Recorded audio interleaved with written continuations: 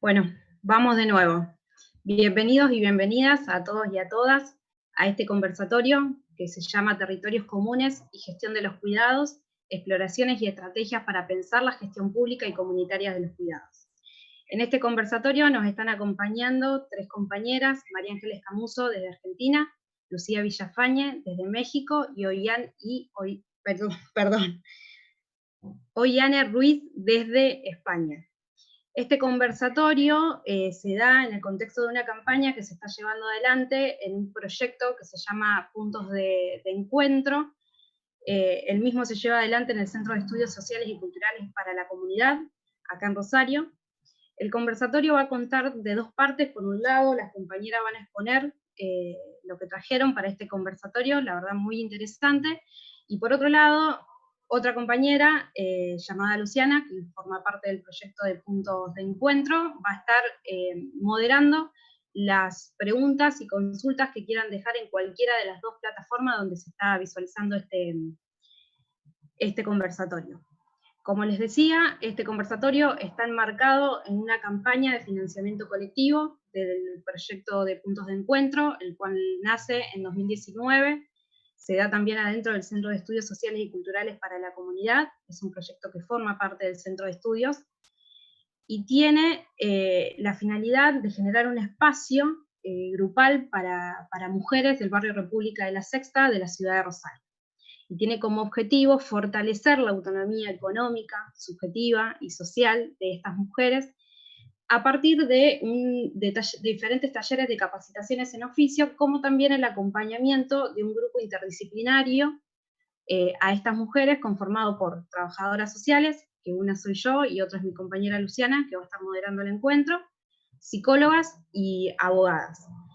Con la crisis sanitaria, quienes nos daban el sustento económico para poder llevar adelante este proyecto debieron y tuvieron que cambiar sus prioridades para atender a la pandemia, por lo que creamos esta campaña que les estábamos mencionando antes, que se llama Hoy por Ellas, y nos va a ayudar a sostener estos espacios que veníamos generando, como también poder ampliarlos.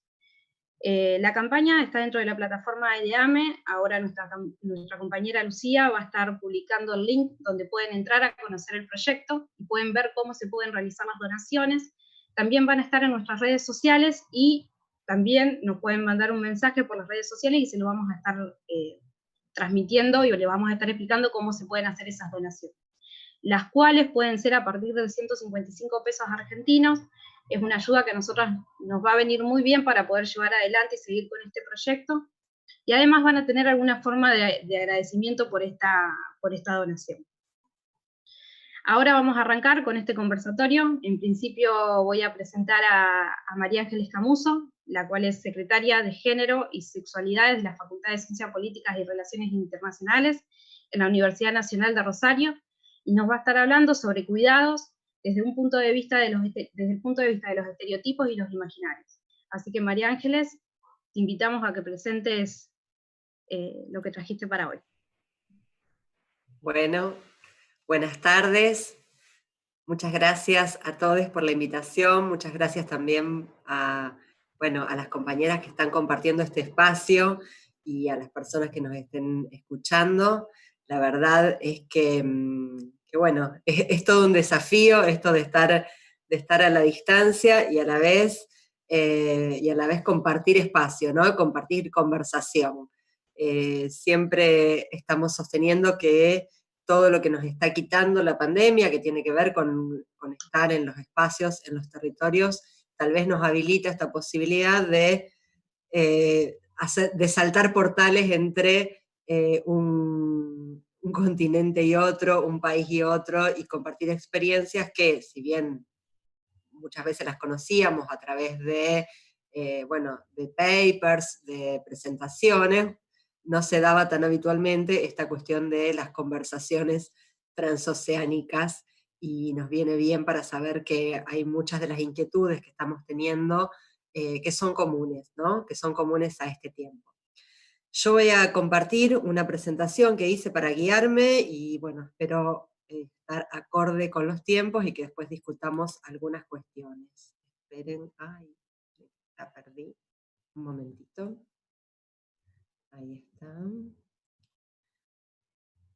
Voy a tratar de... Acá está. Pongo presentación. Bien, ¿la están viendo bien ahí? ¿Alguien que me haga una seña? Bueno. Como decía Agustina cuando me estaba presentando, yo voy a analizar esto, ¿no? Voy a reflexionar un poco sobre los cuidados pensando en los estereotipos y los imaginarios que están en juego en este momento. Quizás esta es una presentación que no es tan habitual en torno al tema de cuidados y tiene mucho que ver con mi disciplina de origen. Yo soy comunicadora y mis ámbitos de preocupación siempre tienen que ver con esto, ¿no? Con cómo pensamos y cómo circulan los imaginarios que nos permiten sostener, mejor dicho, nos permiten no, que nos hacen sostener situaciones que son injustas, pero también son los espacios donde se nos permiten o donde podemos dar las batallas para las transformaciones. En esos espacios también hay pujas entre aquellos estereotipos, aquellas naturalizaciones que tenemos que dejar caer y los nuevos modos de pensar el mundo que tenemos que poder construir.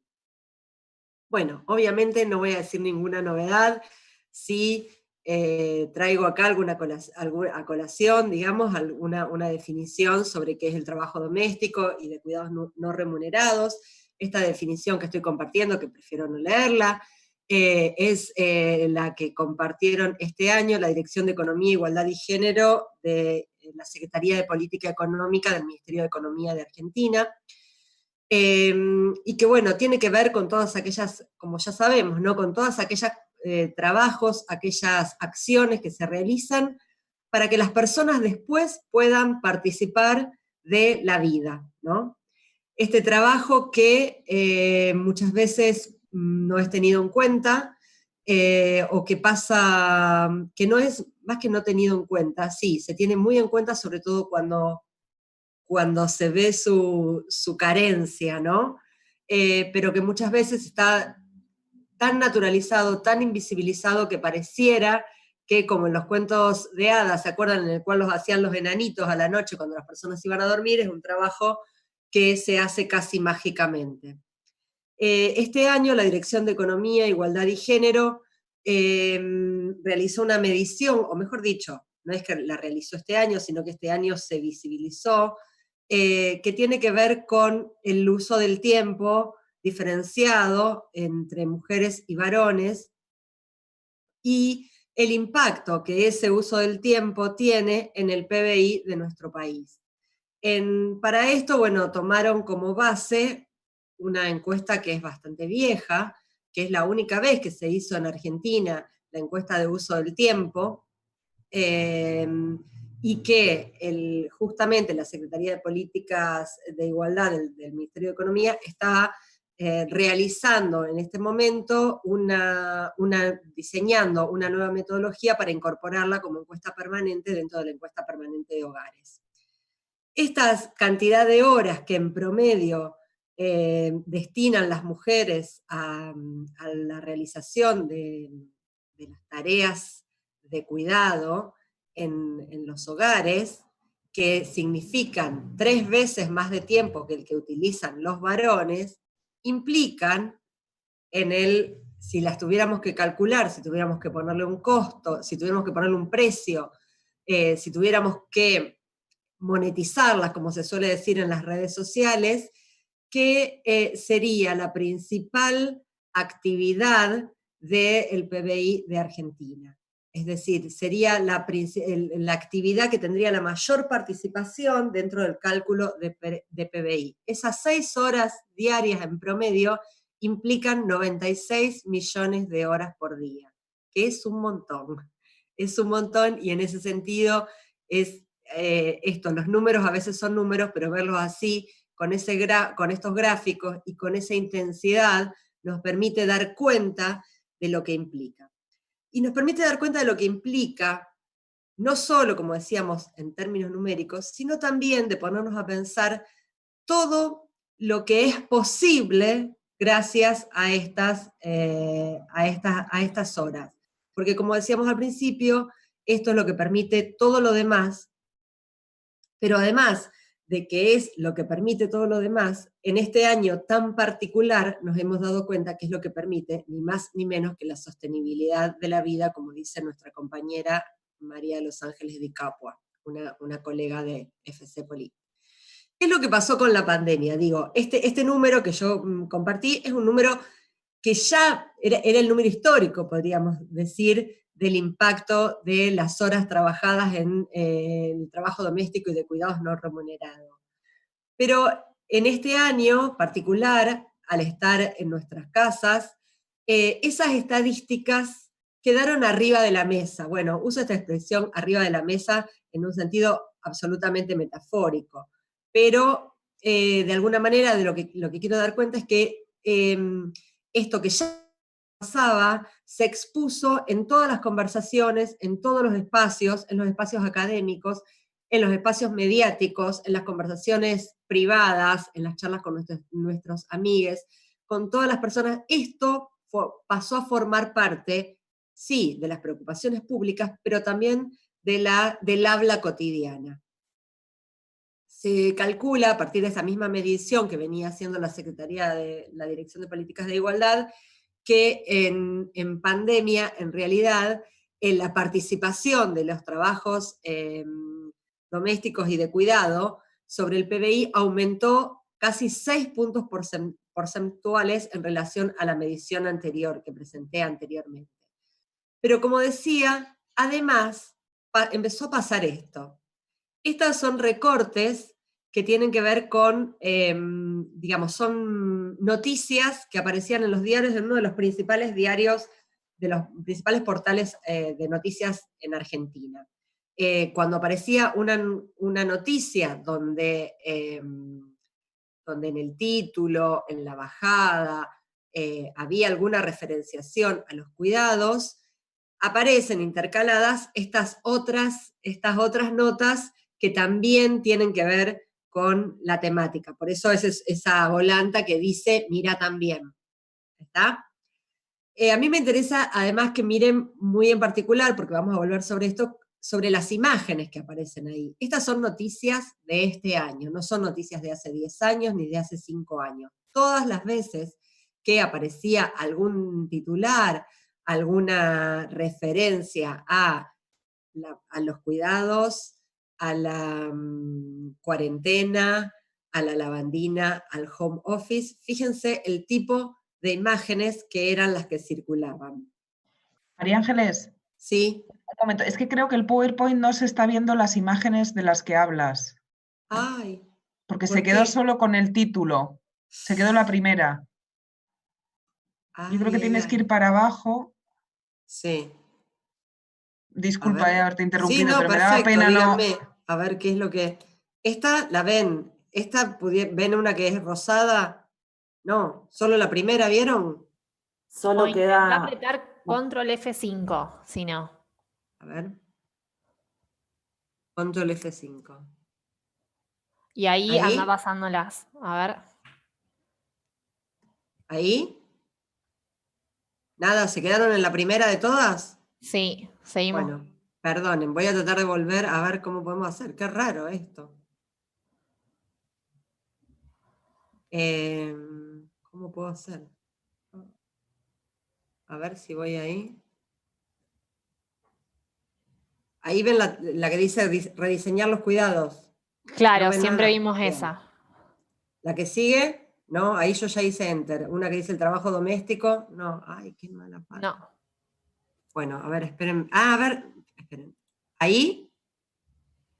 ¿Ahí? ¿Tampoco? No, tampoco. Si no, tal vez dejar de compartir pantalla y volver a entrar. Voy a dejar de compartir eso y voy a intentar otra vez. Y si no, esperen que ya voy a encontrar el modo de... A ver, ¿ahí ven una contexto? Sí. Bueno, a ver, probemos a ver si... ¿Ahí? ¿Cambió o no? Dice ¿ahí? La distribución. Ahí sí. Bien, a ver, voy acá. ¿Ahí? ¿Cambiaron? Bien, bueno. Perdonen, voy a tratar de retomar rápidamente. Yo les estaba mostrando una imagen que daba cuenta de esto, ¿no? Ahí están viendo una imagen que dice casi el 16% del PBI. Sí, bueno. Esta imagen, para retomar y no volver a repetir todo lo que ya dije, sintetiza de alguna manera cuál era el porcentaje de incidencia que tienen las tareas de trabajo doméstico y de cuidados no remunerados en el PBI de Argentina antes de la pandemia. Como ven, esto es una publicación del Ministerio de Economía de Argentina, y ahora quería hablar de esto, ¿no? Decía que las estadísticas habían puesto este tema arriba de la mesa. En primer lugar, esta cuestión, que la pandemia implicó un aumento de casi 6 puntos porcentuales la participación de los trabajos de cuidado y no remunerados sobre el PBI, pero sobre todo me interesaba que miraran esto. Bien, estas son, como les decía, son noticias que aparecieron en el principal portal de Argentina, en el principal portal de noticias de Argentina, durante estos años. Nosotras con un equipo de investigación estuvimos relevando, y en el primer mes de pandemia, sobre todo cuando eran los momentos de aislamiento, lo que acá en Argentina se llamó fase 1, que estábamos todas, todos y todas metidas en nuestras casas, todos los días había por lo menos una nota donde una o dos notas que tuvieran que ver con los cuidados en los principales portales de noticias de Argentina. Y estas notas eran las que se iban vinculando entre sí, ¿no? Este mirá también que aparece ahí hace referencia, bueno, a otras notas que tienen temáticas parecidas. Y nos interesaba sobre todo que miraran, en este caso, las imágenes, porque vamos a volver sobre ellas, ¿no? Entonces, ¿qué pasa? ¿Qué es lo que queríamos traer? Bueno, los cuidados, que ya eran un problema que desde los feminismos veníamos señalando, que había una crisis de cuidados, que había problemas, que teníamos que repensar cómo cuidábamos, a quiénes cuidábamos, en qué momentos cuidábamos, en qué espacios cuidábamos, quiénes cuidaban, y que lo veníamos señalando en montones de encuentros, y en montones de papers, y en montones de presentaciones, pasan a ser un tema de la agenda mediática. Es decir, en los principales portales de noticias aparece esto como problema, aparece como tematización en la agenda, y también aparece en los programas de entretenimientos, en los programas de chimentos, como se llama acá en Argentina. Es decir, es un problema de la agenda mediática.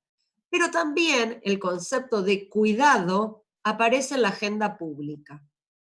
Y aparece en la agenda pública como preocupación, en referencia en particular a lo que nosotras las feministas decimos como cuidado, pero también aparece una derivación y una apertura del abanico de lo que entra dentro de ese concepto que es el de cuidado. Esto que aparece acá son todas imágenes que también durante los primeros meses de pandemia fueron publicadas en las redes sociales de diferentes niveles del Estado. Hay de la Municipalidad de Rosario, hay de la provincia de Santa Fe, también hay algunos de Nación por ahí, me parece. Entonces, fíjense cómo el concepto cuidado pasa a ser un concepto preocupante y un concepto que está presente. Pero también miren lo que pasa con las imágenes, porque es sobre esto que queremos volver. ¿Qué es lo primero que nos empezamos a preguntar nosotras en torno a este tipo de imágenes? Bueno, ¿quiénes eran las personas representadas cuando se hablaba de cuidados? ¿Cuáles eran sus rostros? ¿Qué espacios y tiempos aparecían representados? Y también, obviamente, siempre que hacemos alusión a algo que figura, también tenemos que ver qué es lo que no se ve, ¿no? ¿Qué es lo que no aparece representado? ¿Qué es lo que no se evoca cuando pronunciamos o decimos el término cuidado? Y ahí nos aparecían estas cuestiones, entre la naturalización, por eso hablamos de estos estereotipos, entre la naturalización de lo estereotipado. Todas estas son imágenes de este año, de los principales portales de noticias de Argentina, ¿no?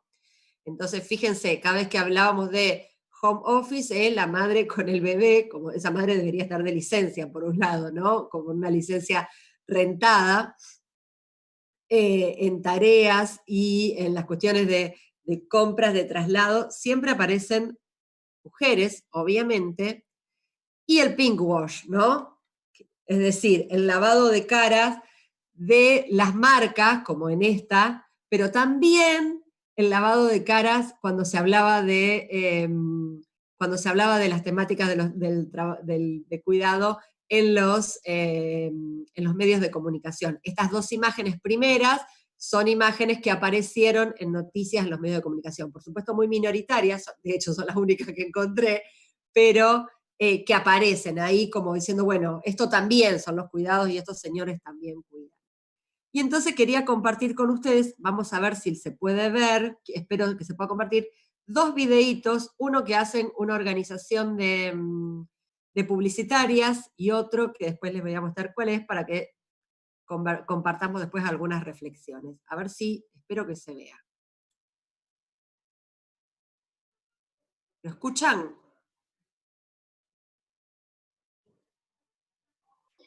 No, no se está escuchando. No se escuchan. Esperen, dejo de compartir, tengo que volver a compartir poniendo que se escuche el sonido de ahí. Esperen. Dejo de compartir. Ahí.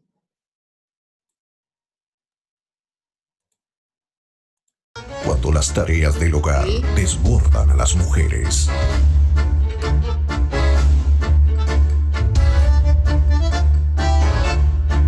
Un grupo de hombres que resuelve todo tipo de problemas aparecerá y las ayudará, haciendo lo que mejor saben hacer: simular.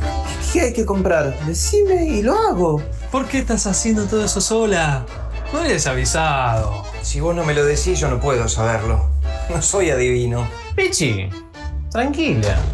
Yo te ayudo. Los ayudadores. Un grupo de hombres con distintas habilidades y que no toman ningún tipo de decisión o acción proactiva en las tareas del hogar y de cuidado. Encontralos en tu familia, en el trabajo y grupo de amigos.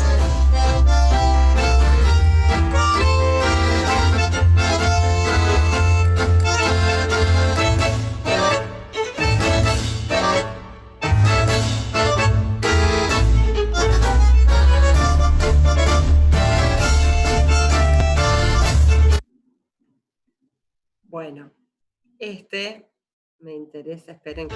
Cuando las tareas del hogar desbordan. Y vamos rápidamente con esto. Bueno, ¿vamos a ver de la ropa? ¿No? ¿No? quiero jugar. ¿Quieres jugar a la Play? Sí. Bueno, pero primero hay que cambiarte la ropa. No. Pero, Luca.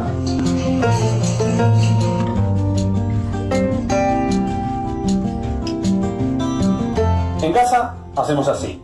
Yo cocino y ella lava. Ella hace la cama, cosa que yo nunca voy a hacer, pero yo limpio el baño. En casa tenemos siempre la misma rutina. Si mi esposa cocina, los platos los lavo yo. Si me toca cocinar a mí, los platos le tocan a ella. Estoy doblando la ropa en el cuarto. Mi mujer le tocó lavar y a mí me toca doblar. Y bueno, cuando yo lavo, ella dobla. Bueno, es así. Mientras yo le cambio la ropa, mi mujer prepara la mamadera. No se trata de ayudar a las mujeres. Hay que entender que las tareas del hogar son responsabilidad de todos. Si compartimos la cuarentena, compartimos las tareas. Compartimos la cuarentena, pero también compartimos las tareas. Si compartimos cuarentena, compartimos las tareas. Y si compartimos cuarentena, compartimos las tareas. Si compartís la cuarentena, también compartís las tareas. Dale, Luca, te cambio, ¿querés? No.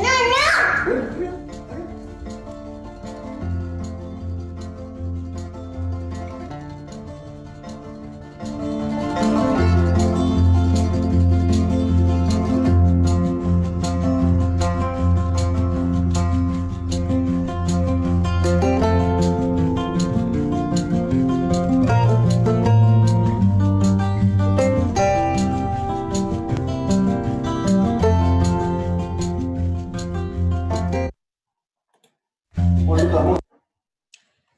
Bueno, ¿qué es lo que queríamos traer con estas observaciones y con estas imágenes? Ahí, bueno, son dos campañas, una la hace un grupo de publicitarias, la primera, y la segunda la hace el Estado de la Municipalidad de Rosario. Considero que con buenas intenciones, digamos, pero de todas maneras ahí aparecen un montón de cuestiones para ver en estas representaciones que son las que han estado circulando. Los imaginarios que circulan sobre los cuidados, en general, obviamente, hablan de que los cuidados están muy feminizados. Además, por supuesto, incorporan, digamos, consideran, imaginan a los cuidados dentro de un universo familiarizado, es decir, todos los cuidados suceden adentro de los hogares, de las familias. Además, obviamente, son heteronormados, en general las parejas que aparecen y las familias que aparecen son heteronormadas. Las soluciones son privatizadas, ahí no hay en ningún momento aparece un actor institucional que aporte algún modo de pensar los cuidados, y obviamente, aunque acá no está presente, los cuidados están mercantilizados, y si de alguna manera la pandemia generó una crisis de los cuidados, es porque las soluciones que se habían pensado hasta ahora, al menos en nuestro país, tenían que ver con esto, ¿no? Con lo que nos lleva a la última afirmación, que es que son profundamente clasistas. Es decir, las clases medias se sintieron estalladas en el abordaje de los cuidados, porque básicamente lo que habían hecho los hogares que podían disponer de un excedente era trasladar esa responsabilidad a otras mujeres más pobres, a las quienes se les pagaba por realizar ese trabajo.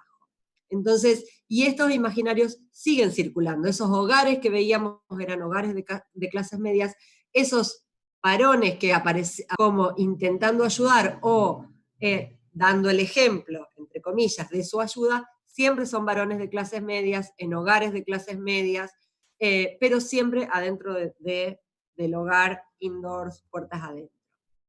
Y eso nos lleva a este concepto, que es otro concepto que venimos sosteniendo mucho las feministas, pero que a mí me parece además que hay que problematizarlo. Nosotras decimos y repetimos esto de que eso que llamamos amor es trabajo no pago, pero me parece que no alcanza con sostener esto en nuestros hogares, porque es verdad que eso con lo cual se romantizó, digamos, toda una cantidad de tareas y una cantidad de desigualdades, es un trabajo no pago, pero cuando digo que no alcanza con eso, es porque no alcanza a pensar que la solución para esto es solo el reconocimiento económico de esa tarea, si bien es un punto fundamental. Porque también hay gran parte de esas tareas que requieren una dosis de afecto, es decir, no solo se resuelven con la cuestión de que le pongamos un valor económico. No es menor ponerle un valor económico, pero hay una cantidad de cuestiones que tienen que ver con esto, con los cuidados de las niñas, con los cuidados de las personas mayores, con los cuidados que tenemos mutuamente como seres humanos, que no se solucionan solamente con que le pongamos un precio y ese precio tenga un valor de mercado. Una de las grandes dificultades, y ahí vuelvo a las imágenes que veíamos al principio con el tema de las comunicaciones de los estados cuando aparecían los cuidados. Nosotros presuponemos en este primer acercamiento que estamos haciendo a todo este material que forma parte de un corpus que estamos investigando, que los estados, ante el temor de caer en representaciones estereotipadas, ¿no? En representaciones donde las imágenes que aparecen son siempre de mujeres cuidando niñas, porque son las que circulan en general, acuden a este tipo de campañas donde solo hay textos, donde hay nada más que dice, bueno, los cuidados, estamos en casa, solo textos y no aparece casi ninguna imagen. Entonces, ahí tenemos una disyuntiva. ¿Cómo generamos unos imaginarios nuevos sobre los cuidados? Esta nos parece que es nuestra gran disyuntiva. Que no naturalicen, es decir, que no se asienten sobre esos estereotipos, pero tampoco invisibilicen la existencia de ese trabajo, porque si no, nos quedamos en aquello que decíamos al principio, en el cuento de los duendecitos que a la noche hacían un trabajo mágicamente, o me acuerdo de los animalitos del bosque de Blancanieves, ¿no? Que venían y hacían el trabajo y contaban y uno no se enteraban. Y me parece que la cuestión ahí pasa porque nos tenemos que dar cuenta que el trabajo ese es trabajo, que no se tiene que feminizar, pero tampoco tenemos que generar imaginarios que nos tranquilicen así, sacando cualquier tipo de representación que pueda resultar estereotipada y por lo tanto hiriente y por lo tanto criticable, más que hiriente, criticable, por ejemplo, por todos los colectivos feministas, que siempre estamos atentas a esas cuestiones, a la reproducción de los estereotipos, pero al tranquilizar, digamos, al no poner nada, bueno, sucede el efecto contrario. Eso queda invisibilizado, nos quedamos tranquilos porque hicimos esto, pero también queda deshumanizado, ¿no? Es decir, dejamos de pensar el modo en que esos trabajos requieren sí o sí la presencia humana, y requieren sí o sí del vínculo humano. Podemos decir, hay un montón de cosas que no, bueno, ahora está el robot que barre, y el robot que barre puede ser que nos alivie la tarea, pero hay una cantidad de cuestiones que requieren de contacto humano simplemente para esto, para la sostenibilidad de la vida, para la continuidad de la cultura, para la continuidad de la civilización humana, que es profundamente gregaria, aunque los tiempos que corren, los neoliberalismos nos hayan hecho creer de que todo el producto de la historia, el producto de nuestras historias, es producto de nuestra meritocracia individual. Entonces, en estas cuestiones, siempre decimos esto, que tratamos de pensar los trabajos de cuidado, por lo menos a mí me gusta, como un espacio de tensión, no como un espacio de resolución de conflictos, sino como un espacio donde se tiene que producir el conflicto. Un conflicto que es súper complejo, porque es un conflicto que involucra a lo público, pero también involucra a lo privado, que también involucra aquello que es molesto, disfórico, pero también aparecen cuestiones de los placeres y cuestiones de lo afectivo que se ponen en ese lugar. Y que en ese espacio, en esas tensiones sobre los cuidados, tenemos que dar la batalla entre la asimilación de una generación a otra, de quién hace y quién reproduce los cuidados, y la rebeldía para generar nuevas formas de cuidar y, en consecuencia, nuevos modos de imaginar cómo nos cuidamos. Bueno, seguimos después discutiendo.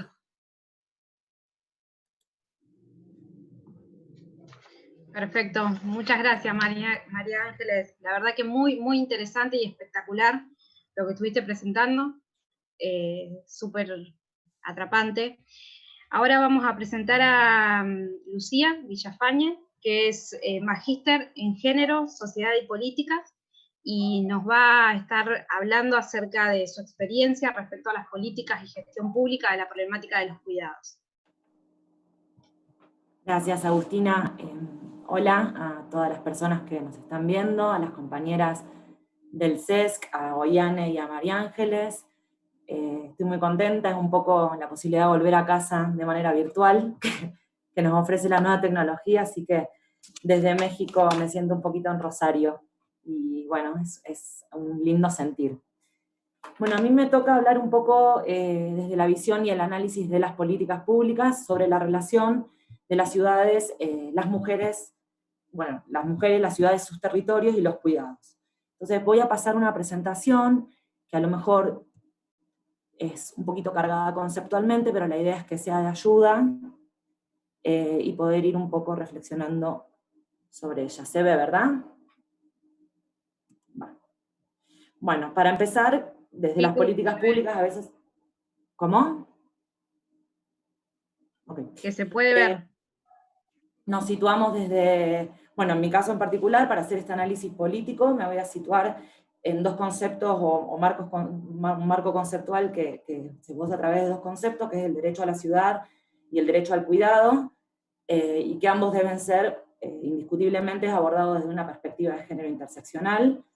Estos derechos es importante decir que no están incorporados en los grandes acuerdos, tratados o normativas internacionales, o sea que no tienen un carácter vinculante, pero sí desde Bruselas en el 95 con la Carta de la Mujer Europea, la Carta Europea de las Mujeres en la Ciudad, en el 95 en Barcelona con la Carta del Derecho a la Ciudad, en el 2003 en Porto Alegre, en el tercer foro social, se fueron incorporando sobre todo el derecho a la ciudad, y han sentado un precedente que han puesto el tema en agenda política, sobre todo en la agenda internacional, y se han ido incorporando en algunos instrumentos que van guiando a los gobiernos en las políticas nacionales. Pueden ser los objetivos de desarrollo sostenible, con su objetivo número 11, que es específico sobre las ciudades, también en la nueva agenda urbana. Entonces, para empezar a pensar un poquito, digamos, y ir como conceptualizando para llegar hasta lo territorial, tenemos que pensar qué es el derecho a la ciudad, y es el derecho de todas las personas a habitar, a transitar, a utilizar, a permanecer, a ocupar, a producir esos espacios, asentamientos urbanos de manera justa, inclusiva, democrática, ecológicamente, ¿no? en armonía con el medio ambiente. Y de qué hablamos cuando hablamos de cuidado, bueno, María Ángeles un poco recién lo mencionaba, hablamos de una variedad de tareas que son imprescindibles para el sostenimiento de la vida y para el funcionamiento de la vida en el día a día. Cuando hablamos del sostenimiento de la vida, hablamos del bienestar físico y emocional de las personas, ya sea que sean dependientes o no. ¿Cómo se relacionan, digamos, los cuidados a las ciudades y sus territorios? Desde el entendido de que la ciudad es la plataforma que contiene la vida cotidiana de las personas. Por ello tenemos que pensar en la cuestión de los cuidados como un problema de orden público, porque nos afecta a todas las personas por igual. Y tiene que ser incorporado en las agendas sociales, políticas y gubernamentales como un eje rector. Hay que hacer un poquito de contexto histórico para entender dónde estamos, porque sabemos que las mujeres siempre hemos estado relegadas como al ámbito de lo privado, asociadas a los roles reproductivos y de sostenimiento de la vida, y los varones o los hombres han estado más asociados al ámbito de lo público, vinculados a tareas del orden de lo productivo. Entonces las ciudades han sido construidas un poco de hombres para hombres, desde los inicios de la historia del urbanismo, entonces con una mirada absolutamente androcéntrica, que también es mercantilista y productiva, porque responde a los intereses del mercado, y por otro lado también es absolutamente y profundamente discriminatoria, clasista y racista. No todas las personas accedemos a los espacios públicos y a las ciudades en las mismas condiciones y de la misma manera. Entonces, esto que decíamos, ¿no? Se ha asociado el rol de la mujer, vinculado, digamos, al sostenimiento de la vida, pero también a la gestión comunitaria de la vida. Y por otro lado de los hombres, en el ámbito de lo público, con aquellas tareas que tienen un valor social, porque tienen un aporte económico, digamos, que es funcional a los intereses del mercado. Entonces, en todos estos, en este siglo, digamos, de modernización de las ciudades, se ha ido planificando o construyendo las ciudades sin ningún tipo de planificación, invisibilizando una diversidad de personas que habitan en los espacios, diferentes niveles de autonomía que tienen las personas, y las diversidades funcionales que también tienen las personas. Para entender esto hay un concepto que para mí es clave en la política pública y que es la división sexual del trabajo, porque lo entendemos como un elemento que es, digamos, regulador y condicionador de la vida social en las ciudades, porque determinan las relaciones sociales de género en función, digamos, de las tareas asignadas. Por lo general, esta división sexual del trabajo se ve plasmada en la arquitectura, en el lenguaje urbano, y favorece a las funciones del mercado que son también relacionadas a aquellas tareas que están vinculadas al rol masculino. Entonces estas lógicas que imperan en nuestras ciudades, sobre todo en las latinoamericanas, que es de donde yo puedo hablar desde mi experiencia, lo que hacen es perpetuar los roles y las funciones de género de manera diferencial, profundizan las desigualdades y las discriminaciones, eternizan a las mujeres como productoras y sostenedoras del desarrollo de las sociedades, desvinculando, digamos, toda la responsabilidad social y política que debería haber sobre los cuidados. Porque como decíamos, si es un problema de orden público que afecta a toda la sociedad, tiene que ser abordado de esta manera, porque hay que reconocer que las personas somos vulnerables, esto se ha puesto en mayor evidencia en la pandemia, entonces todas las personas desde que nacemos, en algún momento de nuestra vida, requerimos de cuidados. Entonces si el cuidado es un bien común, también tiene que ser construido de manera común y colectiva, y sostenido. En este contexto histórico en el que venimos transitando y que queremos transformar, vemos que los cuidados históricamente han estado asignados al rol de la mujer y, sobre todo, ha sido repartido entre mujeres en condiciones de desigualdad. Y acá pueden empezar a aparecer un montón de conceptos que también ayudan a la definición de las políticas, como por ejemplo la profundización de la feminización de la pobreza en América Latina en los últimos años. Históricamente han sido visibilizados, mal pagados o no pagados, María Ángeles también mencionaba un poco esto, son los que han sostenido la vida en un sistema, en un contexto, un sistema, digamos, donde la vida colectiva no es una prioridad política, y se evidencia en la infraestructura pública, en las políticas de impacto urbano, en las legislaciones. Es clasista porque el acceso, los espacios y las condiciones de cuidado son sumamente desiguales. No todas las personas recibimos cuidados de la misma manera y tampoco tenemos las mismas condiciones para otorgar el cuidado. Y por otro lado están organizados en torno a unos flujos asimétricos que profundizan esas asimetrías de poder y de desigualdad.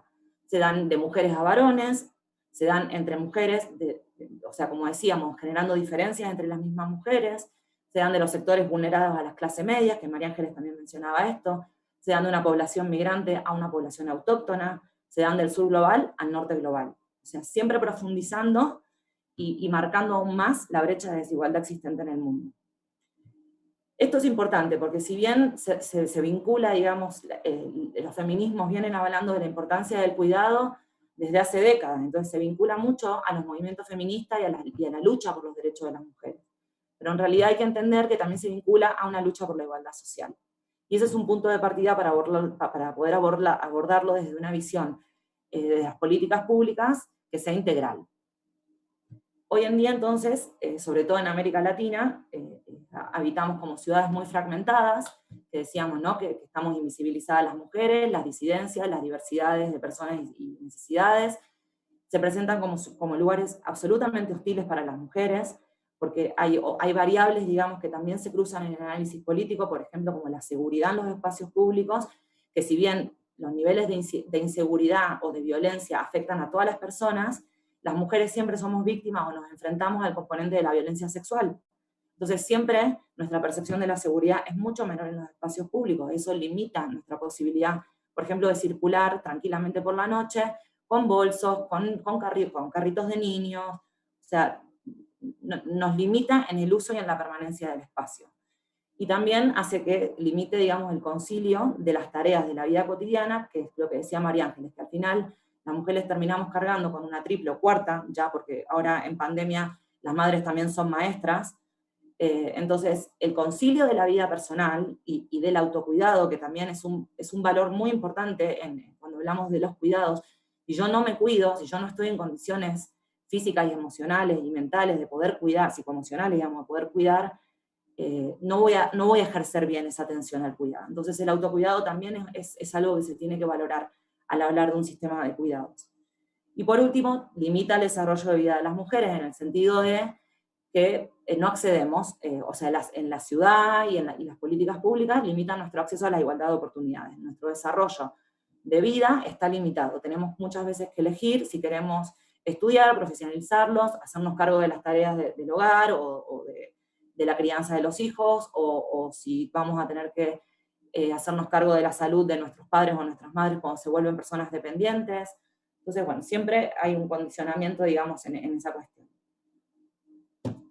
Esa omisión eterna que existe de las mujeres en el espacio público y la subvaloración, digamos, de las mujeres y del rol que las mujeres tenemos en la vida social y comunitaria, requiere de políticas de discriminación afirmativa para resarcir esas deudas históricas. Se me ocurre, por ejemplo, dar un ejemplo, en la Ciudad de México, una política afirmativa ha sido, por ejemplo, que sí se abordó mucho más desde la prevención de la violencia sexual que padecen las mujeres. Pero está tan saturado el sistema de transporte colectivo metro, y las mujeres son víctimas permanentes, 9 de cada 10 sufre acoso de manera diaria en el metro de la ciudad, que se destinaron vagones exclusivos para las mujeres y los otros de uso mixto para los varones. O sea, hubo que implementar una política de afirmación discriminativa para darle un lugar seguro a las mujeres para que puedan transportarse en la ciudad de manera segura. Pero ¿qué pasa? Bueno, las resistencias patriarcales están en todas las estructuras y estas políticas no siempre, digamos, son resarcitorias, digamos, en su generalidad, porque el 55% de las usuarias del transporte colectivo metro son mujeres, y de los 10 vagones solo se asignaron 2, cuando la lógica diría que debería ser la mitad del vagón por lo menos. Lo mismo ha pasado con el cupo en Argentina. Las primeras leyes para poder instalar el cupo femenino eran del 30%, no hablaban de una paridad del 50%. Entonces, siempre hay resistencias ahí en las estructuras que, bueno, hay que ir transitando y hay que ir como trabajo de hormiguita para ver cuándo vamos a llegar a generar este cambio más profundo. Entonces, esto nos obliga a pensar las políticas públicas, la reorganización social de las ciudades y los territorios, y bueno, y las políticas de impacto territorial. Lo que nos pasa, lo que yo veo desde mi análisis que actualmente nos pasa, y que creo que también, bueno, esto lo retomo de muchas de las feministas que hablan de estos temas, ya sea desde el urbanismo o feminista o desde la economía feminista. Ana Falú lo menciona mucho, también Amaya, Pérez Orozco. Estamos en un momento de transición, la pandemia nos lo está mostrando, igual lo sabíamos desde hace antes, porque hay crisis que estamos enfrentando hace décadas, crisis como el cambio climático, las migraciones o los desplazamientos forzados masivos de personas a nivel mundial, las crisis económicas, estructurales a nivel mundial, o sea, una serie de crisis que las estamos viendo y que nos van vaticinando el colapso de este modelo que ya no funciona. Este modelo político queda obsoleto. La pandemia, ¿qué nos muestra? Se profundizan y se evidenciaron aún más todas estas crisis, con el lema de quédate en casa o hay que lavarse las manos. Bueno, no todas las personas tienen casa, no todas las personas tienen acceso al agua de manera cotidiana y permanente. Las personas que, por ejemplo, cuando hablábamos de la migración o los desplazamientos forzados, son personas que están de paso por los territorios, no tienen posibilidad de cuidarse y cuidar a los demás. Entonces, eso la pandemia lo pone muy fuertemente sobre nuestras caras y sobre las mesas en los debates. Pone de relieve el debate sobre los cuidados, visibilizando la centralidad y la simetría en la carga de los mismos, y también demostrando la importancia que los cuidados, digamos, tienen frente a un sistema que se ha mostrado absolutamente frágil y vulnerable, porque no ha sido posible atender, digamos, la pandemia de forma integral y en condiciones de igualdad, ¿no?, para todas las personas. Por otro lado, demostró que aunque hablamos de trabajo doméstico reproductivo, debemos entender que los cuidados van muchísimo más allá de esto, y que siempre están asociados a las mujeres. Hemos visto cómo mujeres en poblados o en comunidades de Centroamérica, al no tener o no poder conseguir un cubrebocas, se han puesto ellas mismas a producirlos. Las mujeres de comunidades indígenas que no tienen agua potable tienen que ir a conseguir el agua y traerla a las comunidades para que las personas puedan sanearse. Y también pone de manifiesto la vigencia de promover un cambio estructural en las políticas socioeconómicas y culturales, para ponerlas al servicio de la vida. Implica reconocer que los cuidados es el problema público y hay que pensarlos colectivamente desde diversos lugares. Entonces, vemos que desde los diferentes espacios feministas se habla desde hace tiempo de contar con un sistema integral de cuidado, para lo que es necesario replantear y reformular el modelo, poniendo en el centro la asistencia y el sostenimiento de la vida de las personas. Por ejemplo, ya sabemos que hay experiencias en Latinoamérica que han sido absolutamente exitosas, pero sabemos que no hay resultados todavía concretos o impactos reales, porque son procesos que al final, los procesos políticos, tienen un tiempo, y tienen muchas resistencias a nivel institucional al interior que deben ir como sorteando. Entonces, sabemos que Uruguay tiene un sistema integral nacional de cuidados que se aprobó en 2015 y tiene un presupuesto propio desde 2016. La Ciudad de México, con su constitución política y pasando a ser la Ciudad de México y dejando de ser el Distrito Federal, su constitución instala el derecho a la ciudad e insta a las autoridades locales a desarrollar un sistema integral de cuidados. Y hace 2 días se debatió también y se aprobó la creación de un plan nacional de un sistema integral de cuidados para todo el país.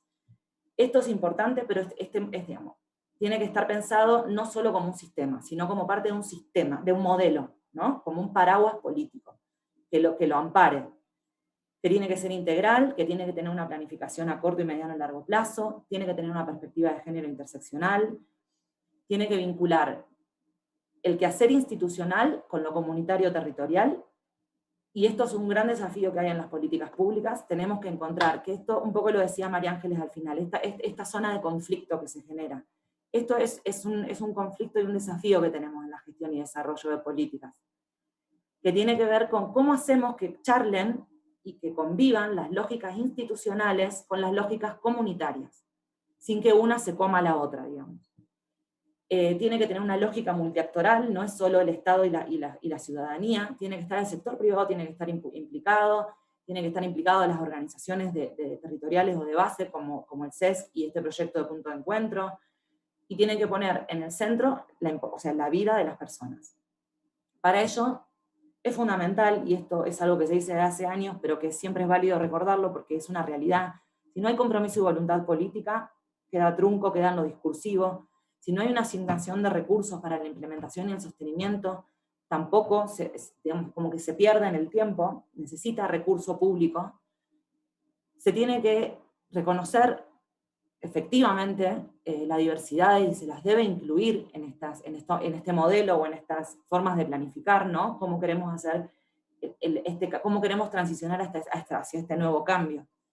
Y no solo de las diversidades, sino también de las personas, sino también la diversidad de los territorios. No todos los territorios son iguales, y eso también hay que asumirlo. Y pensar los contextos territoriales que prioricen a las personas que lo habitan y que hacen uso de él. Por eso siempre tiene que ser institucional, digamos, con una base territorial, pero conversando a nivel comunitario. Porque cada territorio va a tener su particularidad y su necesidad, y las personas que lo habitan, y tiene que estar adecuado a eso. A mí me gusta mucho esta frase que es de, bueno, esta cita que es de Amaya Pérez Orozco, que ella dice que tenemos que elegir la transición ecosocial de un modelo productivo y sostenible, y que se sostiene sobre los cuidados invisibilizados e injustamente repartidos, para pasar a un modelo que sea reproductivo, sostenible, desde el cuidado de la vida colectiva como un eje vertebrador.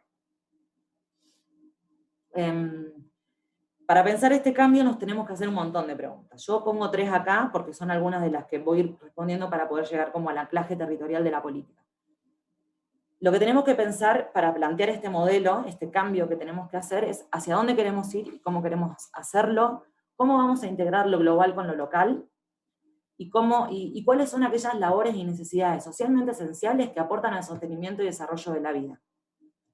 Entonces, en este sentido vamos a pensar, o me parece importante que se pueda pensar la política como en 3 niveles, lo que decíamos, ¿no? Como un modelo político, como un paraguas, que ponga en el centro de la vida de las personas, donde los cuidados sean el eje. Por otro lado, como un eje transversalizador, si los cuidados son la base, el resto de las políticas tiene que tener la perspectiva de los cuidados, es como la perspectiva de género, tiene que transversalizar el resto de las políticas. Y por otro lado, mediante el diseño y la implementación de unas políticas territoriales que las vinculen en relación a lo comunitario. Esto tiene que ser considerando que lo público no puede reemplazar a la respuesta y el accionar comunitario, sino que debe asumir la responsabilidad y promover la corresponsabilidad, y tiene que habilitar las condiciones para esa respuesta comunitaria, pero no la puede reemplazar. Y por otro lado, que sería lo que decíamos antes, que es importante pensar entre las instituciones y las comunidades cómo instalar una lógica de lo común que sostenga la vida comunitaria. Lo que sucede en América Latina es que muchas veces hay proyectos comunitarios sumamente interesantes que tienen un impacto que podría ser absolutamente significativo para la comunidad, pero cuando van a pedir recursos al Estado, están los tiempos de la burocracia, que hace que los recursos bajen 18 meses después de que se empiece a implementar, que las personas que están desarrollando ese proyecto trabajen en condiciones indignas, o imponen lógicas institucionales cuando el proyecto ya tiene una lógica comunitaria. Entonces, esto es como uno de los grandes desafíos que tenemos en esta nueva realidad que tenemos que poder empezar a pensar en conjunto. Entonces, para pensar en este modelo y en este sistema integral de cuidados, desde una visión de las políticas públicas, bueno, lo que decíamos, ¿no? Que tiene que ser un modelo, que los cuidados tienen que ser la base, que tiene que ser territorializado y que debe formar parte de una transición, de una transformación cultural, que rompa con las normas cis heteropatriarcales que asignan y asocian roles y funciones sociales desde un binarismo que es absolutamente excluyente y que privilegia a muy poquitos y que denigra la vida de muchas otras personas. Y esto es un poco lo que venía hablando María Ángeles recién, ¿no? De las asociaciones, de los estereotipos y los imaginarios en relación a las tareas de cuidado. Para eso tenemos que romper con ese flujo asimétrico que decíamos, que organiza los cuidados. Es como una de los pilares, de las puertas de entrada, digamos, para trabajar el cuidado a nivel sistema político. Y es necesario que hagamos una transformación muy profunda de la economía, de la cultura, de la política laboral, de la política de la salud integral, de la política educativa, de la medioambiental y de la urbanística. Y podemos sumar todos los tipos de políticas que se diseñan desde un Estado. Acá lo importante es que no hay que empezar de cero, digamos, ¿no? En esta transformación que estamos transitando, no es que tenemos que crear la pólvora, digamos.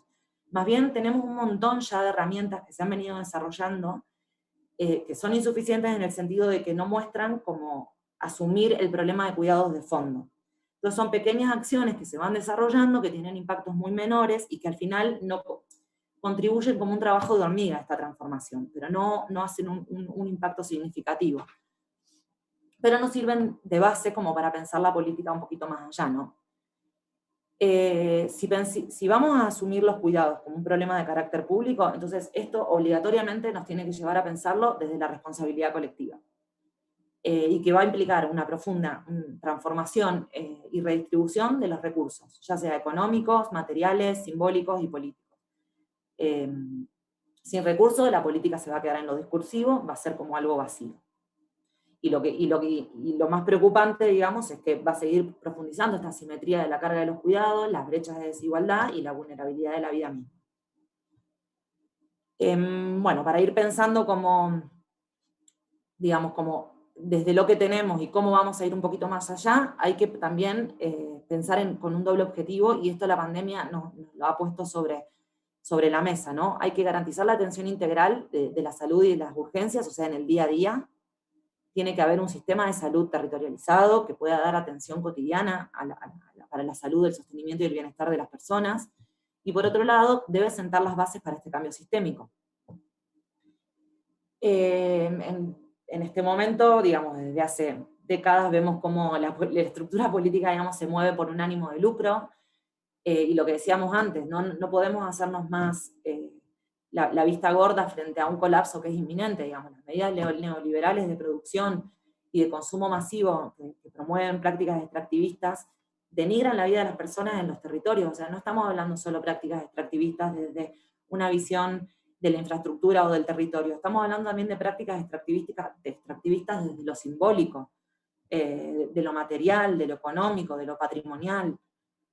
Entonces, en este sentido tenemos que entender, y esto creo que es una de las grandes enseñanzas que nos deja la pandemia, que los cuidados no pueden ser más pensados desde una lógica público-privada, y que deben pensarse desde lo público con una lógica social comunitaria.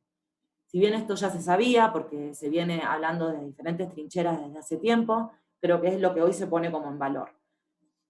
Desde los cuidados tenemos que también empujar una nueva política económica y laboral, con legislaciones que consideren a las personas que trabajamos como personas sujetas, que tenemos responsabilidades de cuidado y tenemos necesidades de cuidado.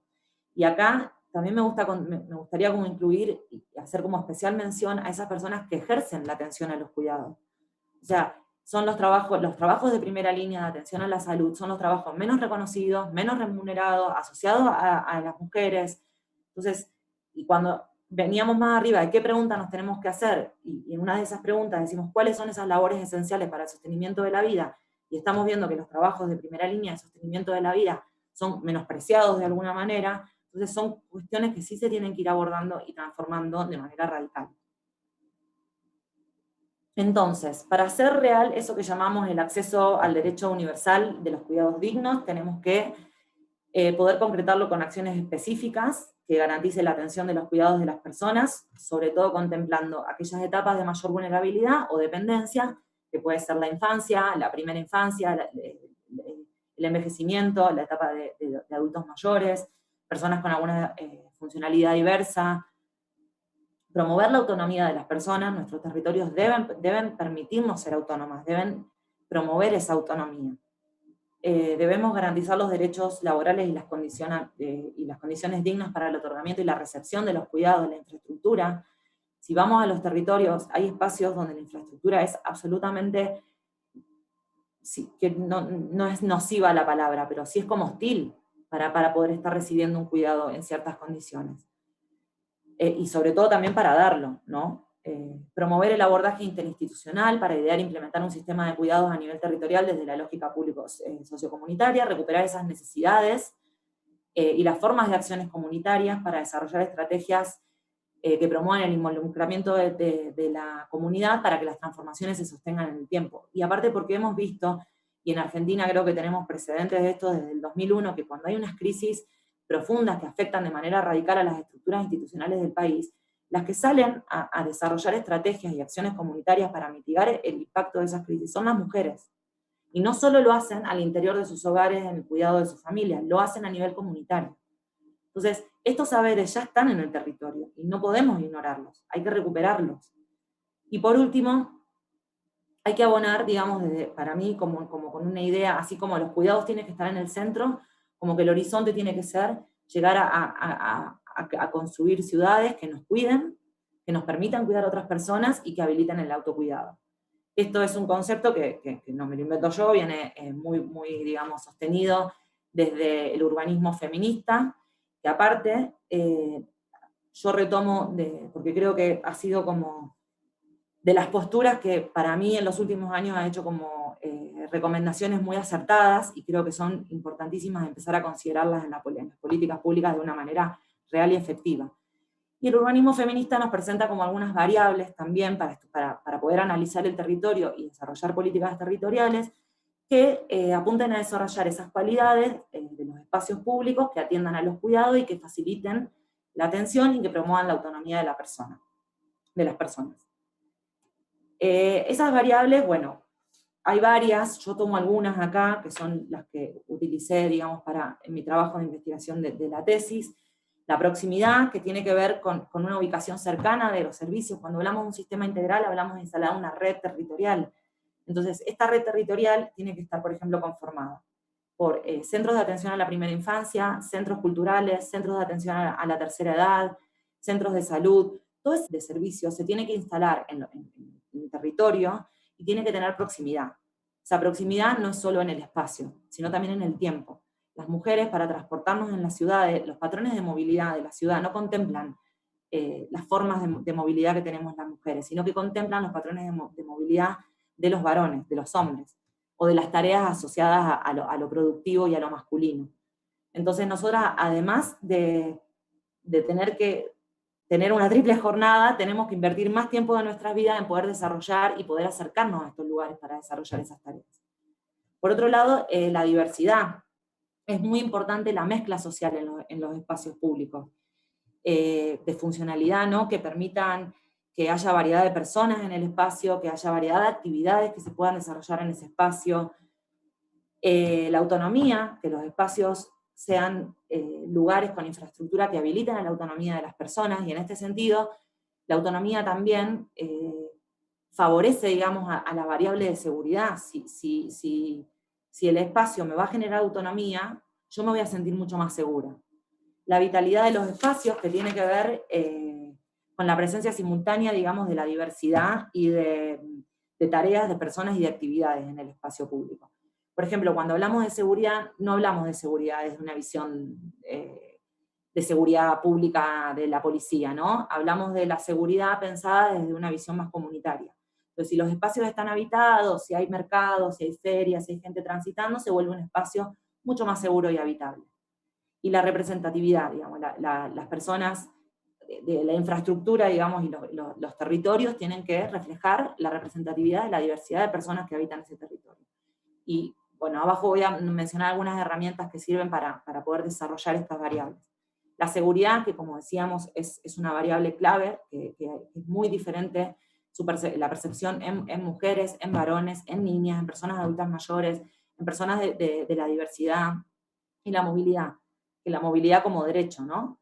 Si vamos a tener barrios que concentren las necesidades a nivel territorial, necesitamos sistemas de transporte que nos movilicen al interior del barrio, que nos conecten con otros barrios, que nos conecten con los centros productivos de las ciudades, que nos conecten con las zonas de espacios verdes, por ahí más alejadas. La movilidad al final es un derecho, y en nuestras ciudades, y sobre todo, reitero, desde una visión latinoamericana de esto, es un derecho trunco, digamos, un derecho que todavía aún hoy no está desarrollado, digamos, con condiciones dignas. Algunas herramientas que tenemos y que ya se desarrollan, y supongo que a lo mejor, no sé si Oiane menciona alguna, pero las tiene conocidas, digamos. Se pueden hacer mapeos territorializados, por ejemplo, CICSA hizo un mapeo sobre Rosario súper interesante, donde a través de un estudio, primero georreferenciaban como los centros de atención a la primera infancia, y luego hacían un análisis socioeconómico sobre el territorio, y se veía si tenía sentido o no, dónde estaban ubicados, o cómo estaban repartidos esos centros de atención. Entonces eso te ayuda, digamos, para redireccionar la política y hacer un reordenamiento territorial. Las auditorías de seguridad ciudadana, que las hacemos mucho también con mujeres, desde la perspectiva de género, porque decíamos, no es lo mismo ser mujer que ser hombre en el espacio público y de noche, por ejemplo. los observatorios de cuidado, así como hay observatorios de política, observatorios de violencia, debería o se pueden instalar observatorios de cuidado, mesas interinstitucionales de trabajo. Esto en Rosario también se ha hecho un montón, donde se sientan diferentes instituciones que tienen impacto y sede territorial, se sientan con las referencias comunales, se sientan con los referentes barriales, se sientan con instituciones que tienen gran peso en un barrio, que puede ser una iglesia o un centro cultural, una biblioteca o una universidad. Y los presupuestos participativos, que también en la ciudad de Rosario se ha trabajado de manera sostenida durante el tiempo y se ha incluido la perspectiva de género en los presupuestos participativos. Entonces, creo que para, digamos, transitar esta posibilidad que tenemos de transformar el mundo y de convertirlo en un lugar mucho mejor, mucho más justo, mucho más inclusivo, creo que ya tenemos un montón de experiencias y de herramientas desarrolladas que deben formar parte de la integralidad de una idea general. Y para eso tiene que haber una voluntad política. Y yo creo que esto que decía María Ángeles, que al final el tema de los cuidados se ha puesto sobre la mesa, es cierto, porque no solo es que se ha incorporado en la agenda política, se ha puesto en el debate social, se ha puesto en los medios de comunicación, la gente entiende de qué se trata, aunque a lo mejor no de manera integral, pero por lo menos ya sabemos de lo que estamos hablando. Y esto es un paso enorme ganado, sobre todo en el terreno de las políticas públicas, que a veces son procesos de transformación de mediano y largo plazo. Y para terminar, nada, traje una frase de las colegas del colectivo Puncis, que es un poco a lo que apuntaba esto de las políticas territoriales, que es que las ciudades y su territorio deben adaptarse a las diferentes necesidades de las personas, y no a las personas adaptarnos a las condiciones del espacio urbano. Entonces, acá dejo como un poco mi análisis y mi intervención, y le doy la palabra a Ollane. Hola, bueno, buenas noches aquí, no sé en qué hora estáis en todas las latitudes. Bueno, igual se oye un poco ruido porque vivimos en un espacio único y ahora es la hora de la cena y están aquí un poco, está movida la cosa, pero bueno, espero que se me escuche bien. Nada, que un gusto, que muchas gracias. Y bueno, yo también había preparado una presentación. A ver, creo que es esta, sí. Vale, tengo que compartir pantalla, ¿no? Compartir pantalla, perfecto. Bueno, yo iba a empezar como hablando de la importancia de la genealogía, que bueno, que por lo menos tiene para mí y luego lo llevamos a la práctica en todos los trabajos que hacemos, ¿no? De la genealogía de cuando vamos a un pueblo analizamos cómo era ese pueblo en su forma, en su historia, en cómo se vivía, ¿no? Con los talleres con mujeres, cómo vivía la gente mayor, la gente mediana, la gente joven, ¿no? Y esto nos suele dar bastantes pistas de un montón de cuestiones que, claro, no están en la agenda, digamos, como instituto, o sea, en la agenda de los medios o en las temáticas que se constituyen como actualidad, ¿no? Seguimos todo el rato en una actualidad y a veces el tema es la genealogía. Entonces, cuando me llamaron me dijeron que les interesaba también hablar de temas de maternidad urbana, entonces, bueno, voy un poco a hablar de todo esto y quería empezar con esto de la genealogía, de la ciudad, maternidad y feminismos, un recorrido genealógico, ¿no? Porque a mí sí que me da bastante pensar cómo cambian las formas de vivir que tuvo mi abuela, por ejemplo, que luego ha tenido mi madre, o que ahora he tenido yo, ¿no? En relación con la maternidad, pero también en otra relación, ¿no? Porque mi abuela nació en Bilbao, que es donde yo nací también. Su padre murió ya siendo muy, muy joven, vivió la guerra, la posguerra, le metieron en un convento, casi fue monja, se escapó en un último momento. Tuvo 4 hijas. Mi madre, su hermana melliza, mi tía y mi tío, y una de ellas murió a los 30 años, ¿no? Mi abuela parió en casa y como el primer parto fue de mellizas, mientras ella estaba pariendo, una monja, que es quien la asistía al parto, le gritaba pecadora, pecadora, pecadora, ¿no? Porque las niñas habían nacido supuestamente antes de tiempo, ¿no? Mi madre nació en los años 50 en Madrid, vivió la dictadura, luchó, fue detenida, tuvo una hija a los 24 años, parió en un hospital, ¿no? Ella lo cuenta de una manera triste. Ella cuenta también que cuando yo nací era el momento, yo nací un año antes de que muriera el dictador, en plena, ¿no? Ellos estaban metidos en todo el movimiento político y tal. Cuando yo nací vino toda la gente de todos los movimientos y que se pasaron 3 días haciendo cafeteras y cafeteras para recibir a la gente que venía a verme, ¿no? Ha trabajado siempre en un banco, ha fumado toda la vida, hemos vivido en un barrio obrero, ¿no? Y luego los cuidados hacia mí, ¿no? y hacia la casa, los he compartido con 2 amigas, ¿no? Que en diferentes momentos cuidaron de mí, que forman parte de mi vida, ¿no? Elena y Lourdes. Hoy sigue luchando en organizaciones feministas y por los derechos de las personas migradas, ¿no?